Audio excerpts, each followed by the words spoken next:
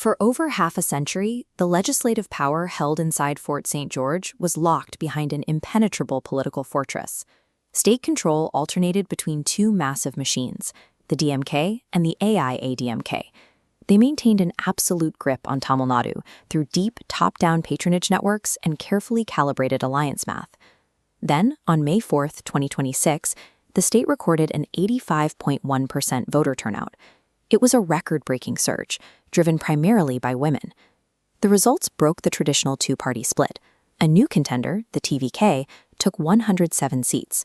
The ruling DMK was relegated to 60, and the AIADMK to 47. Voters had grown weary of corruption allegations shadowing the DMK, while the AIADMK faced skepticism over its decision to realign with the national BJP.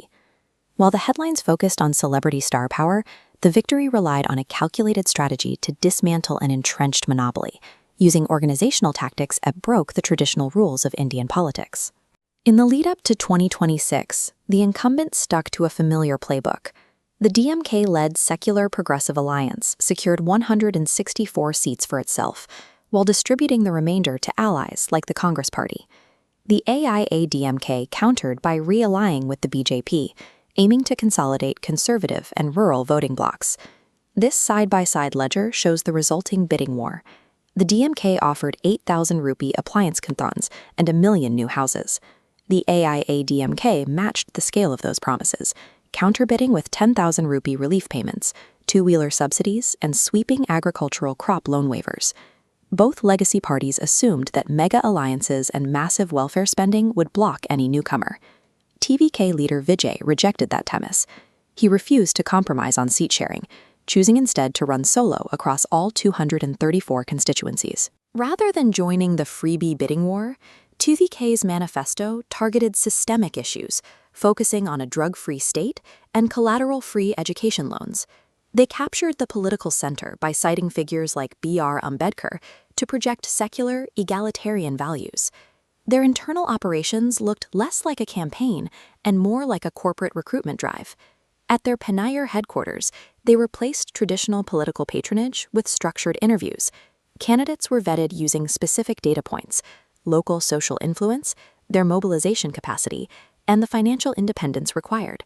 By treating selection like a high-stakes hiring process, TVK balanced personal loyalty with strict political competence. In a state as competitive as Tamil Nadu, celebrity appeal alone cannot move millions of voters on election day. To win, that requires a hardened ground infrastructure. Over 15 years, Vijay's team transformed disorganized fan clubs into disciplined welfare units, running blood banks, tuition centers, and disaster relief teams. They tested this network in the 2021 local elections, where fan club members ran as independents to prove they could win at the neighborhood level. By 2026, the party didn't need to build a machine from scratch. They activated a pre-validated grassroots army that the legacy parties had completely underestimated. The results stalled the BJP's southern expansion and forced the DMK to reckon with a fractured base. The 2026 election indicates that the era of winning solely through alliance arithmetic and welfare bidding wars is fracturing. Systematic cadre management and organic grassroots infrastructure proved more effective than a top-down, high-spend media campaign.